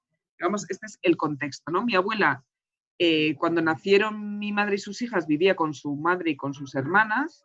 Cuando mi madre parió, vivía en casa con mi padre y con un amigo suyo. Yo nací en los 70, soy hija única, me crié entre Bilbao y una comunidad que montaron mis padres, ¿no? Que íbamos todos los fines de semana y todo el verano. Pero en cambio, lo que siento es que cuando he tenido a mis 2 hijos, he tenido un poco la sensación de inventar la rueda otra vez, ¿no? De inventar qué es esto de la maternidad, qué es esto de maternar en la ciudad, ¿no? Y todo esto, digamos que ha condicionado bastante, o sea, que si bien venía trabajando en temas de urbanismo feminista, ha condicionado bastante las aproximaciones que después de tener peques y de maternar en la ciudad y en el contexto urbano, con el profesional, con todo un poco, pues me ha llevado a redefinir bastantes cosas, ¿no? Yo quería traeros también que todo esto, el año pasado fue el Congreso Feminista, bueno, las Jornadas Feministas de Euskal Herria, del País Vasco, ¿no? Y montamos una sesión para trabajar maternidades reales en Euskal Herria, qué prácticas estamos llevando a cabo desde los feminismos, ¿no? Porque sí que veíamos que en el feminismo era, bueno, había compañeras que decían que era como una especie de tabú de la maternidad, ¿no? Desde que mi madre, por ejemplo, cuando fue las primeras jornadas de Granada estatales, decía que casi había que disimular que eras madre o que eras heterosexual, ¿no? Bueno, en todo este debate, ¿qué pasa con el feminismo, ¿no? Hicimos una dinámica muy sencilla de sacar sentires más bien, o sea, de trabajar un poco de qué te viene a la cabeza, porque era una cosa de 2 horas, bueno, se petó, se llenó el aula, ¿no? Y entonces, bueno, pues hicimos este diagrama, digamos, ¿no? en el que salían un montón en la parte de la izquierda, un montón de palabras que las que vinieron, las mujeres que vinieron, sacaban, y en la derecha escribíamos un poco los retos que les planteábamos a los movimientos feministas con el tema de la maternidad, ¿no? Pero las ideas que salían era pues desde el conflicto entre el ideal y lo real, la vulnerabilidad, el sentir que tienes que ser superwoman, de repente como la nitidez con la que aparece el neoliberalismo o el capitalismo en tu vida, ¿no? El esencialismo vinculado a la teta, los cambios en los círculos de amigas, el enfado, la entrega a todas las tareas del hogar, la culpa, ¿no? La falta de comunicación, la falta de conocimiento, ¿no? Ahí salía mucho la rutina, soledad, aburrimiento, contradicciones, sexualidad, luchas internas, también empoderamiento, ¿no? Y luego salían pues un montón de cuestiones que nos parecían que eran importantes para ¿no? De los feminismos. Los autocuidados, como decía Lucía, ¿no? Las redes de cuidados, los relatos reales, esto salió un montón, y de hecho de aquí, de este encuentro, han salido una Versolari, que es una especie como de personas que hacen poesía en vivo, ¿no? Cantándola, y una periodista de la televisión vasca que van a escribir un libro, ¿no? Sobre relatos reales de maternidades, porque veíamos que era súper necesaria tener referentes, ¿no? La idea está de cómo trabajar desde los feminismos la familia abierta, la tribu, las amigas, las vecinas, los haceres colectivos, el integrar a los peques en nuestros espacios de militancia feminista, la cuestión de los derechos laborales, que aún así, a día de hoy, bueno, pues salieron en ese grupo de 50, ¿no? Que entraron en la sala y otras 50 que se quedaron fuera, salieron un montón de atropellos brutales, ¿no? En la Europa de gente euroblanca bastante bien situada, ¿no? Y atropellos brutales con el tema de la maternidad, ¿no? La necesidad de cambio de las estructuras sociales o presionar también para que haya cambios legales, ¿no? El tema de la corresponsabilidad que ha mencionado María Ángeles, ¿no? Las redes de autodefensa súper necesarias desde los feminismos también en la maternidad, ¿no? Porque es verdad que la violencia, como que de repente la maternidad se mete en ese limbo, ¿no? Ideal y no existen, o las formas de maternar, ¿no? Y el poder decidir el cómo con libertad quieres maternar y tener hijos, ¿no? Traía esto y luego traía también un poco que de esto veníamos el año pasado y de repente ha llegado todo este contexto del COVID, ¿no? Y cómo, bueno, nosotras ahora tenemos un par de artículos que estamos ahí que hemos presentado en un par de lugares, ¿no? Y uno tiene que ver también con el tema de por lo menos en el Estado español, la gestión de la crisis sanitaria derivada del COVID, o sea, cómo ha tenido unas profundas raíces sexistas, patriarcales, edadistas, racistas, o sea, es como que de repente, ¿no? Ha salido como la tripa de la bestia a enseñarnos, ¿no? De qué se alimenta. Y la verdad es que ha sido, bueno, pues, o sea, está siendo muy duro. Yo creo que todavía no ha llegado lo peor. Yo, por lo menos aquí, creo que nos espera un 2021 bastante durete, ¿no? Y sobre todo en la cuestión que tiene que ver, o sea, el otro día estábamos en unas jornadas que organizaba la Universidad de Navarra, ¿no? Con el tema del COVID, con una de sociología brutal, y ellos decían que en realidad la casa se había convertido en una fábrica de desigualdad, o sea, que también es lo que decía María Ángeles, ¿no? Como en realidad esto ha agravado muchísimo la situación, ¿no? Y todo esto, bueno, lo unimos también un poco con las bases que hablaba Lucía también del urbanismo predominante actual, por lo menos aquí en el sur de Europa, ¿no? Ya ahí sí que me perdonáis porque igual meto la pata y obviamente yo hablo un poco de de mi entorno, pero bueno, por si sirve, ¿no? Porque siempre sirve oír cosas de otros lugares, ¿no? Las bases del urbanismo predominante actualmente son el crecimiento, ¿no? Que aquí en nuestro caso, por ejemplo, tiene un hilo directo con la época de la dictadura, es decir, una de las obsesiones de Franco, del dictador, era el crecimiento, ¿no? La gente hace chistes y dice, no, es que era muy pequeñito, ¿no? Entonces estaba obsesionado con crecer. Entonces, bueno, se creció en 2 décadas lo que no se creció en la Europa de la posguerra en no sé cuántas décadas en 8 países, ¿no? Es una barbaridad el crecimiento y ocupando mucho suelo fértil y mucha huerta y mucho sistema que de alguna manera articulaba una especie de equilibrio, ¿no? Entre la sostenibilidad y de las propias ciudades de tamaño más medio, ¿no? La zonificación, que es pues la vivienda, residencias, centros comerciales, ¿no? Centros tecnológicos, lugares de trabajo, ¿no? Esto tiene, a nuestro entender, la zonificación o la calificación del suelo tiene una relación directa con la división sexual del trabajo, ¿no? Con esta lógica dicotómica que separa las cosas, pero que no tiene ningún tipo de relación con los sistemas y con las redes que sostienen la vida, es directamente lo mata la posibilidad de vida, ¿no? Y porque también mata la ciudad de cercanía, ¿no? Luego, otra de las características del urbanismo actual es el cochecentrismo. Esto es brutal, o sea, por lo menos en las ciudades del sur de Europa, en el norte no tanto, pero el coche ocupa el 70% de la superficie de la mayoría de las calles y luego, primero para transitar, pero luego para aparcar. O sea, hay gente que deja aparcado un coche una semana y ese es un espacio privatizado que no lo comparte con nadie y que es una manera de privatización que está súper asumida, ¿no? Luego, la lógica centro-periferia, o sea, cómo todos los sistemas y todas las inversiones parten de una lógica en la que hay un centro y hay unas periferias, ¿no? Y ahí hay unas relaciones de poder y una jerarquización brutal, ¿no? Luego, este modelo también, el modelo actual, la calle es en realidad un lugar que para la vida resulta hostil porque está pensada para ir de un punto a otro, bien sea andando, bien sea en coche, bien sea en bici, pero no es la calle esta que hablaba Jane Jacobs, ¿no? En La muerte y vida de las grandes ciudades, cuando hacía la crítica al urbanismo moderno, ¿no? del Moses, cuando quería atravesar con grandes avenidas todo Nueva York. O sea, es ahora mismo el urbanismo que se hace, no el que se habla, ¿no? No, a la ciudadanía, la calle, no sé qué, la vida, sí, pero lo que se está haciendo es un urbanismo cochecéntrico total. Y con una definición de la calle vaciada totalmente de usos, ¿no? Luego, las lógicas de la urbanización, o sea, digamos que los procesos de urbanización se hacen siempre urbanizaciones duras, cementadas, sin uso, ¿no? Bueno, luego hay toda esta especie de tácticas para no uso que ponen en los bancos ¿no? Como vallas para que la gente no pueda dormir, que totalmente violentos contra la gente que vive en la calle, etcétera, etcétera, ¿no? Y luego sin verde, que genera también todo este proceso de islas de calor, que si se analizan geográficamente las ciudades coinciden con los barrios pues donde vive la gente con peores condiciones socioeconómicas, ¿no? Y luego la lógica de la especulación y expulsión, ¿no?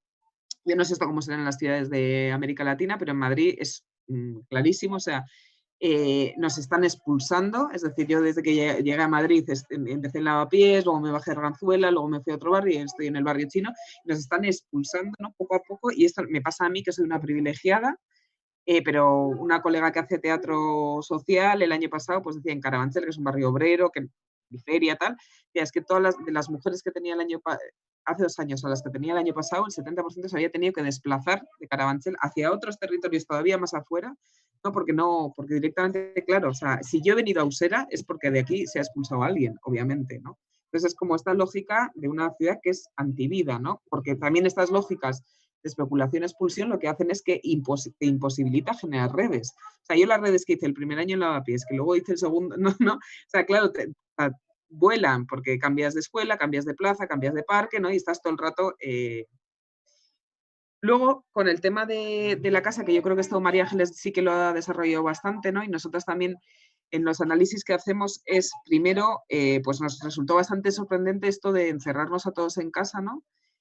Cuando por lo menos en el Estado español el 80-90% de las muertes de feminicidio que se dieron en 2019 fueron en la casa, ¿no? Y por personas de la familia.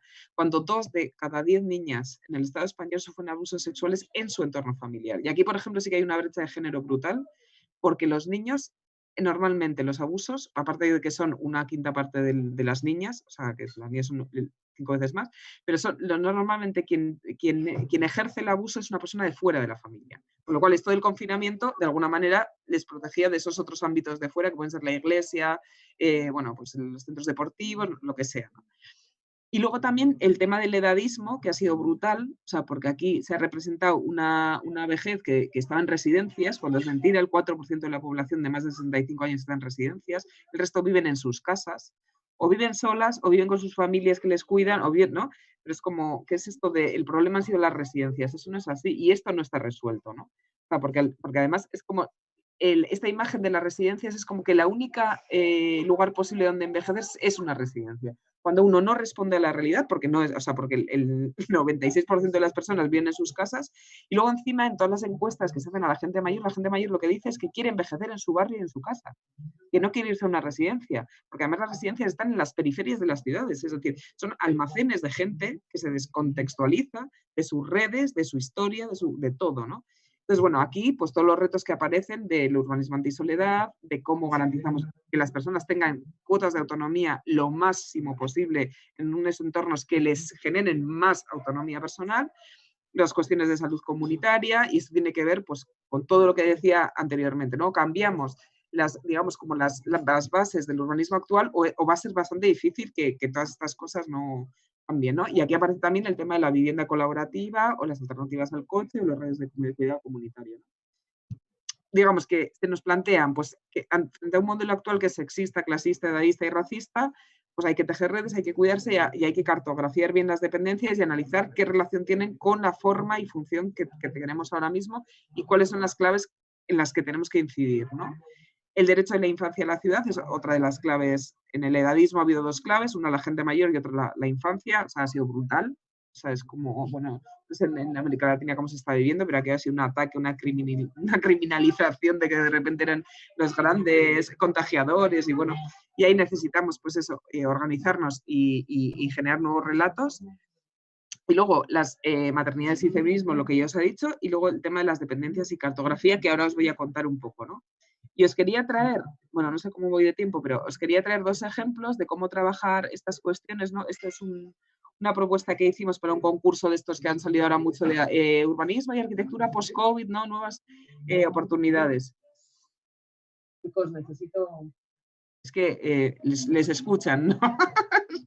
Como tengo aquí un fondo... Y lo que planteábamos es, bueno, en una ciudad como Madrid, que es una ciudad, digamos, relativamente hostil, o sea, responde bastante a lo que antes decía que eran las bases del urbanismo predominante, no es cochecéntrica, es la división funcional, ha crecido brutalmente, se ha cargado todos los campos, bueno, todas estas historias, decíamos, ¿sería posible plantear otro tipo de ciudad, no? Entonces, bueno, empezamos a darle vueltas de cómo hacerlo y sobre todo desde las necesidades que surgieron en el confinamiento, ¿no? Y cómo reconectamos la gente mucho más con el barrio, con la escala mucho más cercana, etcétera, etcétera. ¿Cómo podemos hacer que esto se mantenga, ¿no? Porque es verdad que hubo un momento, que ha sido todo muy dramático, pero hubo un momento que cuando no había coches en la ciudad y empezaron a dejar a salir a la calle, hay un momento mágico, ¿no? Yo me acuerdo un día que fuimos al centro en bicicleta y claro, hasta yo le decía a mi pareja, o sea, estoy viendo como golondrinas en vez de personas. O sea, que las personas son como golondrinas, ¿no? Que la gente está como volando por las calles. Que de repente no hay comercio, no hay consumo y no hay coches, ¿no? Se vació, digamos, toda esta presión del miedo del coche, de la tensión del comercio y del consumo, y de repente las personas somos casi como aves, ¿no? Y fue un momento maravilloso, ¿no? O sea, de ver cómo, quitando 2 elementos, cambia radicalmente la relación de las personas con la forma de la ciudad. Entonces dijimos, bueno, la clave está en la calle, ¿no? Entonces, lo que decíamos es, bueno, hicimos un análisis de todas las, o sea, nuestra estrategia era plantear algo muy sencillo, que cambiara, transformara radicalmente la ciudad. Entonces dijimos, bueno, que todas las calles que tienen menos de 11 metros sean viales de convivencia en las que no pueden pasar los coches, pero no pueden aparcar, y digamos como esto era una ampliación en idea, ¿no? Esto, digamos como esta ampliación de la calle, cabe todas estas cosas en una calle de 12 metros, ¿no? Y cómo cambiar la configuración de la calle, y cómo esto además, o sea, yo lo pienso, literalmente, yo vivo en una calle que tiene menos de 11 metros de ancho, ¿no? Y digo, es que sí, y hay coches aparcados, y hay carretera, con lo cual las aceras son estrechas, como tenemos un árbol además, pues, ¿no? O sea, y entonces digo, joder, si de aquí quitaran los coches y se pusiera un pavimento continuo y mis hijos pudieran salir con los niños de las otras casas, ¿no? Es que jugarían aquí, no nos tendríamos que iríamos al parque de vez en cuando, pero habría un ámbito que mientras yo estoy haciendo la cena sería como recuperar esa vida de pueblo, y eso es factible hoy en día, ¿no? Y luego otra cosa que os quería traer es de la que estamos trabajando ahora, que esto es una hipótesis que estamos trabajando, entonces tampoco no sé muy bien dónde va a acabar, pero así como idea, ¿no?, de lo que estamos trabajando ahora es los análisis de la dependencia en dos claves, la azul y la naranja. Entonces la azul sería la dependencia, digamos, social o comunitaria, ¿no? ¿Qué dependencia comunitaria tienes de tus cuidados, tus dependencias, ¿no? Entonces, en estas arañas que no se ven muy bien, valoramos pues, alimentación, salud, higiene y limpieza del hogar, contacto con la naturaleza, aprendizaje y empleo, ocio y cultura, vivienda y sociabilidad, creo que pone. No lo leo ni yo, o sea que vosotras... Bueno, entonces es como diferentes franjas de edad, ¿no? De 0,3, 4,11, hasta más de 85, y ver un poco arriba qué dependencias tienes comunitarias y abajo qué dependencias tienes respecto con el territorio. Entonces lo que ahora estamos intentando hacer es ver, digamos, o sea, porque a nosotras sí que nos trabajamos mucho en clave forma-función, ¿no? O sea, digamos, las funciones sociales y la forma, ¿no? Y entonces, ¿cómo? ¿Cuál es esa lógica un poco dialéctica entre estas dos esferas en las que trabajar los cuidados? Y ya está. Voy a dejar de compartir pantalla. No sé si he ido como una moto, la verdad, puede ser. Porque me suele salir así. Gracias.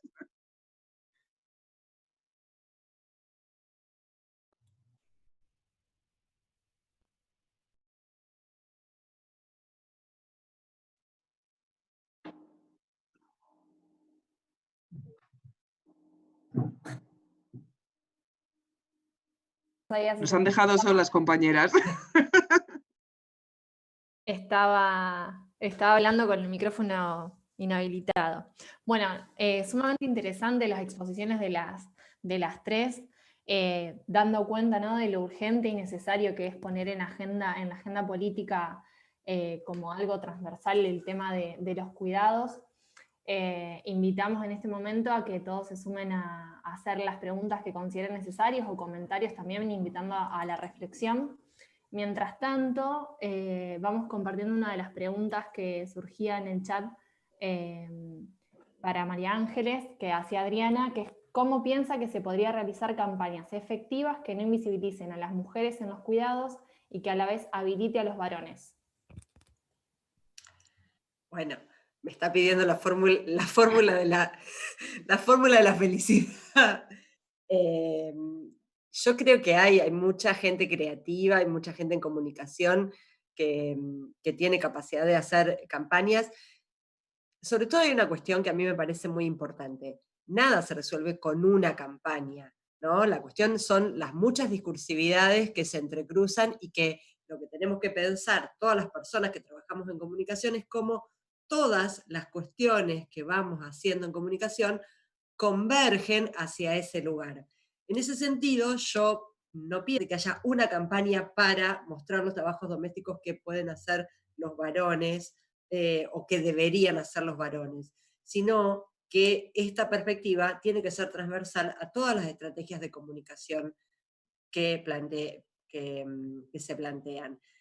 Digo, no es tan importante, es importante, pero no tan importante que los estados, por ejemplo, hagan una campaña sobre cuidados en particular, sino que cuando hacen otras campañas, no sé, sobre pavimentación, residuos, qué sé yo, obra pública, las cosas que están comunicando todo el tiempo, en esas otras campañas aparezcan representados los cuidados de manera no estereotipada. Porque lo que suele pasar muchas veces es que cuando tengo la intencionalidad y le estoy prestando atención, bueno, hago una estrategia de comunicación completamente políticamente correcta, podríamos decir. Pero cuando estoy haciendo todas las demás cuestiones, me olvido de eso. Entonces la cuestión es siempre la transversalización de la perspectiva de género y por supuesto de la perspectiva de los cuidados. No sé si respondí. Bárbaro, Ángeles, María Ángeles, muchísimas gracias. Sí, se entendió bien. Creo que Adri también debe haber comprendido la idea. Hay varios comentarios con agradecimientos por la actividad y lo interesante de sus exposiciones y deseando felicitaciones. Y otra de las preguntas que le hacía Florencia, que estaba dirigida para Lucía, pero aclaraba también que podía ser para todas, es cómo podría incluirse dentro del concepto de seguridad humana el sistema o modelo integral de los cuidados.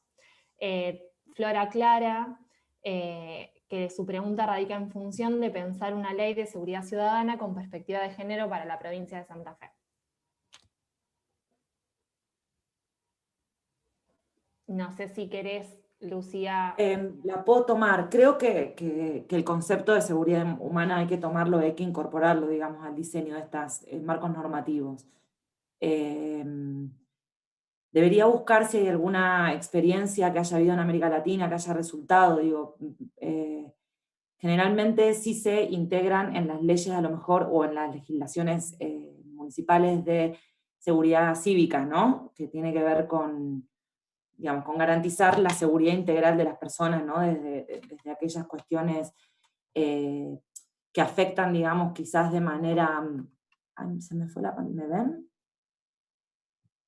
Ay, se me fue la pantalla, perdón. Te vemos perfecta, Lu. Sí, se te ve. Sí.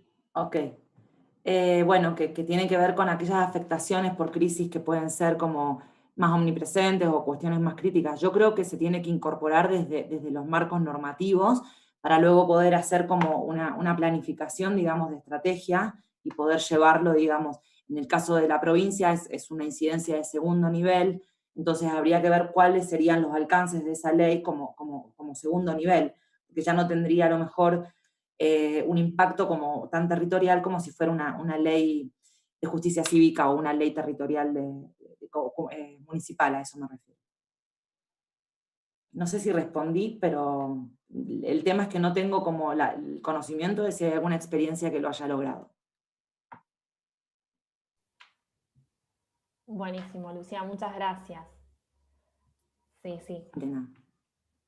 Hay otra pregunta para Ollán, y es si se puede ahondar sobre cómo se articulan las dependencias comunitarias y la territorial que mencionaste al final de tu exposición.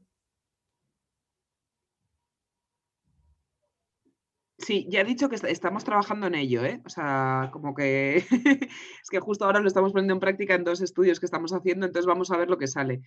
O sea, lo que sí que estamos viendo es que al final, por ejemplo, bueno, esto también, lo que quería, el otro día daba una charla dentro del Consejo de la Juventud Vasca, ¿no? Que era todo gente menos de 30 años, el público y tal, ¿no?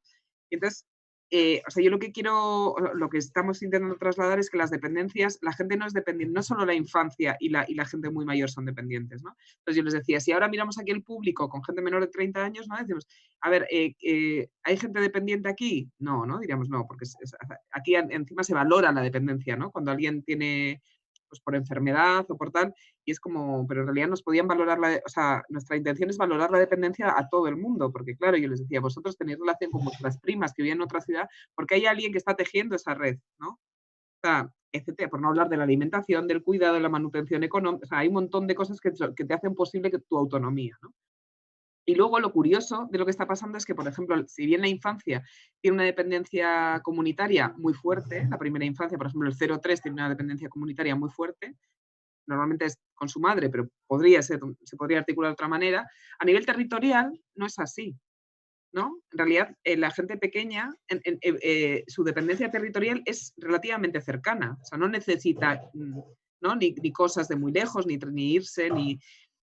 Y pasa un poco lo mismo con la gente mayor, ¿no? Entonces, digamos, o sea, como que nos da claves en dónde, o sea, en cómo, en dónde poner el ojo para gestionar esas dependencias. Es decir, hay franjas de edad que el ojo tendríamos que ponerlo más en cómo articulamos comunitariamente, ¿no?, los cuidados y las interdependencias, y en cambio hay otras, ¿no?, que pueden ser más macro, digamos, ¿no?, desde la alimentación a la energía, a la movilidad y tal, que tienen un componente territorial muy fuerte, ¿no? Pero yo creo que sí que nos va a dar pistas en estos estudios de un poco empezar a vislumbrar esas dependencias, no solo de la gente que tiene una valoración, sino las globales respecto al territorio y respecto a la comunidad, ¿no? Nos parece que también es como empezar a construir un discurso que es alterproductivista y altercapitalista, ¿no? O sea, que no, o sea, digamos que aparte de criticar el sistema, que obviamente nos está machacando, pero yo creo que tenemos que empezar a valorar y a definir y a cartografiar nuevas maneras de identificar nuestras necesidades. No sé, por ahí vamos.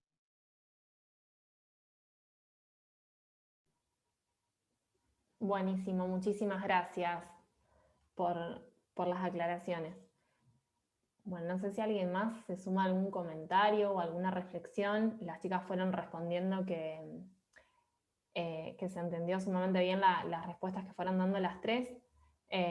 No sé si alguna de ustedes también quiere hacer alguna reflexión final o decir algo más.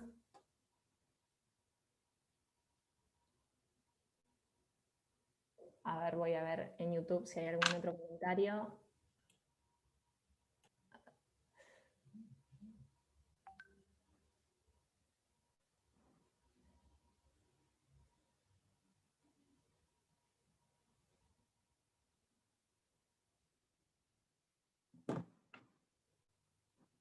Bueno, no, en YouTube los comentarios también son de agradeciendo, digamos, las exposiciones de las tres que realmente fueron sumamente interesantes. Así que si no hay más preguntas, la idea era agradecerles a todos y a todas por haber participado y por conectarse, y fundamentalmente a ustedes tres, a las disertantes, por los aportes sumamente interesantes y valiosos que han hecho. La verdad que han aportado mucho en el aprendizaje, en la necesidad de repensar estas temáticas en la actualidad. Y bueno, les recordamos a todos que los links de la campaña están en la descripción para donar o para compartir. Así que bueno, muchísimas gracias a todos por haber participado. Muchas gracias. Muchas gracias a ustedes por la invitación. Fue muy lindo compartir el espacio con las compañeras, conocer sus recorridos. Me parece que bueno, por ahí hablo desde el lugar desde donde se organizó esto, desde Rosario, que estamos, bueno, también como ustedes, en este momento de crisis civilizatoria, podemos decir, donde tenemos que repensar todo, reimaginar todo, y que, bueno, que todas estas experiencias, esta posibilidad de compartir experiencias, es muy enriquecedor para nuestro trabajo cotidiano, para cada una de las cosas que vamos pensando, cada una de las campañas, cada una de las políticas, cada uno de los espacios donde podemos tener incidencias, bueno, por nuestras inscripciones, no sé, ya sean las académicas, las de la función pública, las de las organizaciones de la sociedad civil, y me parece que la articulación de todos esos territorios es lo que puede posibilitar el desarrollo de estrategias y de políticas, obviamente, que nos generen, que nos permitan crear unas mejores calidades de vida para todos. Sí, gracias. Yo que, bueno, solo un apunte que se me ha olvidado, que el tema este de las dependencias final lo estamos trabajando con una chica que está en práctica, es una arquitecta que es argentina también, entonces, bueno, a mí me parecía que me molaba acabar con esto por hacer una reconexión, ¿no? Ajá. La verdad es que eso que mostraste, esos gráficos, me quedé con muchas ganas de verlos más de cerca y analizar cuál es la metodología, ver cuál es la metodología de análisis de ustedes. Así que bueno, supongo que las chicas acá del centro de estudios deben tener tus datos y todos tus contactos para que podamos consultarte. Por supuesto. En un placer, otras oportunidades. Muchísimas gracias. Yo también agradecer el diálogo, creo que fue absolutamente complementario, a mí me sirve mucho me abona al análisis político, pero este aporte desde la academia, este aporte desde la sociedad civil, creo que son claves, que son disciplinas que sí o sí tienen que estar conviviendo, y abonar esto, lo que decía un poco María Ángeles, ¿no? a la reflexión.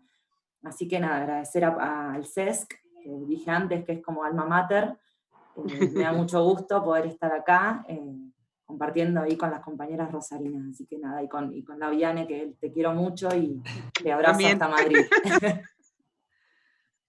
Bueno, ojalá podamos encontrarnos en algún momento en algún espacio, ya no virtual, sino real, y compartir por favor. y unos abrazos. Yo las espero en México, extiendo la invitación, así. Venga. Absolutamente gustosas de estar por allá, sería. Al menos de mi parte, me encantaría estar de visita por allá. Como dicen Eso acá, es. mi casa es tu casa. Me hago cargo del lema. Muy bien. Bueno, chicas, Muchas muchísimas gracias. gracias. La verdad que es sumamente interesante, estamos muy contentas. Así que gracias a las tres. Gracias a ustedes por Todos la los que invitación participaron. también. Chao.